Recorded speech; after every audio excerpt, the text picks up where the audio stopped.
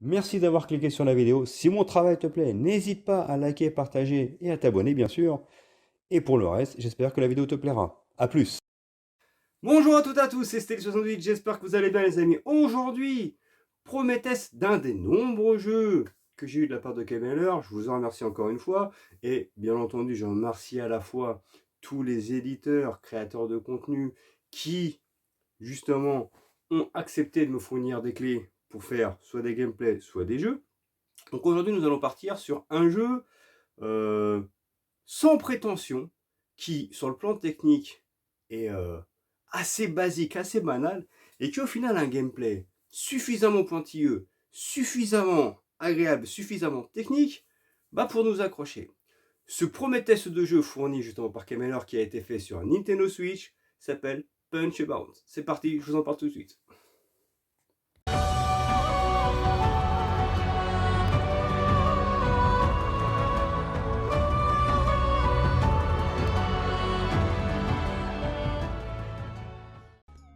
Alors les amis, ce Punch Bunch, franchement, j'ai reçu le code, je me suis dit bon on verra, ça va être marrant. Au début je me suis dit que ça allait être un jeu un petit peu hommage, ce qui est un peu le cas on va dire, à Punch Out. Punch Out c'était un jeu de boxe arcade qui était à l'époque sur NES puis ensuite sur Super NES, qui consistait justement à taler son adversaire. Et c'était plutôt fun, plutôt marrant. Donc ce Punch Bunch, je me suis dit on verra ce que ça donne. Alors dans les modes de jeu, il est assez basique, hein. Il n'y a pas grand chose, il y a le mode training bien entendu, le mode carrière et le mode multijoueur. Donc pour le coup, on n'est pas paumé dans les menus. Donc le but c'est de savoir si le jeu est intéressant, ce qu'il a à proposer. Bon, c'est un jeu indé qui, si je ne m'abuse, à l'achat coûte 14,99 €. Donc moi d'ailleurs, j'ai eu la clé fournie par Kemeller, encore une fois je vous en remercie. Et donc, je voulais savoir ce que ça allait donner, d'accord? Comme vous savez, je suis quelqu'un de très neutre et qui est capable de dire les choses telles qu'elles sont. Je me suis dit, on verra ce que ça donne. Eh bien, première chose qui choque, qui est assez perturbant lorsque l'on lance le jeu, c'est son côté graphique. Il n'y a pas plus banal que ça, hein. C'est-à-dire qu'il n'y a même pas d'ombre sur le ring. Il n'y a rien du tout, aucune texture, rien du tout. Le jeu se contente juste de nous mettre deux personnages qui se mettent sur la tête. Et tout simple. Et au final, au début, tu te dis, bon, on verra ce que ça donne en termes de gameplay. Et c'est là où le jeu, franchement, est vraiment bon, vraiment agréable, et c'est plutôt une bonne surprise. On enlève ce côté technique extrêmement, je vous dis, banal. Le jeu, faut quand même passer par le mode training parce qu'il se révèle être assez technique. C'est pas juste un jeu de boxe arcade où on tape dedans et c'est tout. Il faut gérer la jauge justement d'endurance. Il ne faut pas enchaîner trop de coups sous peine justement d'être contré, d'être fatigué et de se faire enchaîner par l'adversaire. Et ben c'est un vrai jeu de boxe à part entière. Il est vraiment technique. Il faut à la fois se